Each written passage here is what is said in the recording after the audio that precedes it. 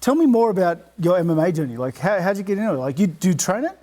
Yeah, so mate, I'm obviously a big fan of UFC, obviously boxing, and I guess being down in Wollongong, I was fortunate enough to be able to do a bit of training with Volk and obviously Joey Lopez there, who's his coach, and just sort of rub shoulders with them guys was I loved, and just sort of was looking at and picking sort of everything that they did, and I just sort of fell in love with it straight away. And I mean, I've been a boxing fan since I was a young kid, but I guess once we sort of were rubbing shoulders with them guys down there, and I fell in love with UFC, obviously watching yourself and being another Aussie guy, and man, I love it. I just love the aspect of it, and sort of the in there, and I guess the dedication and being able to watch how hard you guys actually train. It's I love that, and I love that aspect of it. What do you think? Is there any transferability to like playing on the field opposed to training on the mats, boxing?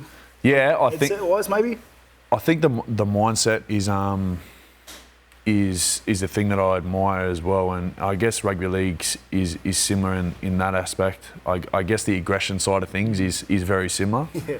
I guess the contact side of things, but for me, it's the thing that I admire is the courage about you guys, and going into battle, and I mean you got yourself and you to look after yourself out there, and that's the thing that I admire the most. And I just felt myself every time I'm in there and I'm playing, and I'm training, I'm learning all the time. Yeah. And that's what I love. Like you go in there and you be like a sponge, and I guess I was super lucky to learn off the best in the world in Volk, and what a head to pick things up. Yeah, it was, and I mean his trainers as well. Like you look at Craig Jones and your Frankie Hickmans, who is his wrestler and his jiu-jitsu coach. It's I was lucky enough to be able to roll with them guys, and how'd that go? yeah, not too great, but it was I love it. Like it's the thing I said before, I was learning so much, and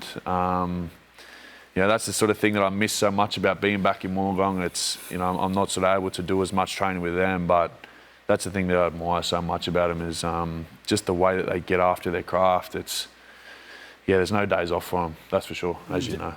Gee, Zac, hearing you talk about it, it's clear that you have such a deep love and an affinity for the sport of MMA. Was it ever something that you actually considered moving across to fighting?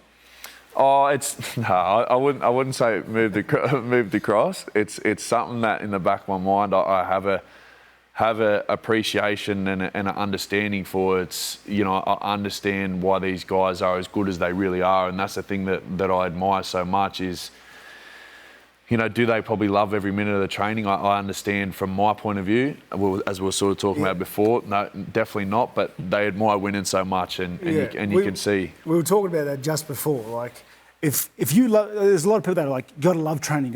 If you love training, you ain't training hard enough, or you ain't training often enough, right? It's like, so true. He was mentioned, like, name one player that enjoys pre-season. Yeah, pre-season just ain't it. I mean, but in comparison, it's sort of, it would be interesting to see how like Rob would go over doing a pre-season in regards to, I've been able to do some of their tougher sessions, and I'm out on my feet, you know what I mean? Yeah. So it's like, trying to keep up with these guys, it's chalk and cheese, but I would dare say that the wrestle, these guys would do stand on their head. But yeah, that's the thing that I admire about wrestling, right? Yeah, well, that sounds like an invitation, to be honest.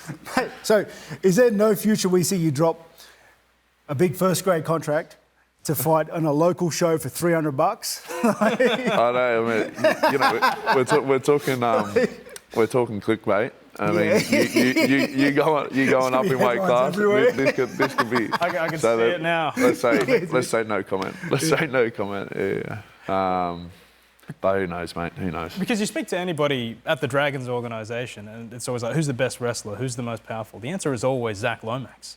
Is that something that might be in store for you? I mean, we see Paul Gallen move into boxing. We've seen many players do it as well. Is that something that could be in your future as well?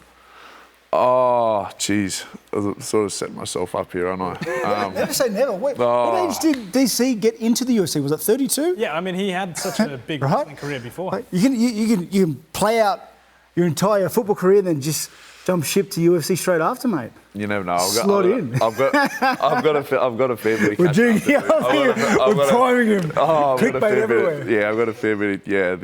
Who knows what's going to come about this? But I've got a fair bit of catching up to do. But it's something that I love, and mate, I just find myself learning all the time, and that's something that I admire about it. And I think it's the courage and just the discipline around their day to day. It's there's never any days off, and I think the thing that I haven't obviously been able to understand Rob and his way about his training, but I think the thing that I admire from Volk, he's always in shape. Yeah. And every single time I've been in there and done a training session, it's like they absolutely cook themselves and they're out on their feet by the end of a training session. We go into training sessions sometimes and it's more sort of detail in regards to certain things, sometimes a little bit lighter load, where every time I've been in there and done training with Volk, it's like I'm laying on the ground at the end of every session. So that's what I admire about them, and they're the kind of guys that are just in the ultimate condition in regards to any athlete. That's the thing I love about it. Well, rugby league fans would certainly be encouraged to see you remain in the sport. When can Parramatta fans and New South Wales fans expect you back on the park? Mate, fingers crossed next week. I was sort of touch and go for this week, but mate, fingers crossed I'm back next week, and I think we've got the Knights on Friday night, but the boys are on again tomorrow, and it's sort of a must-win for us. We've been training really well this week, but fingers crossed next week, mate.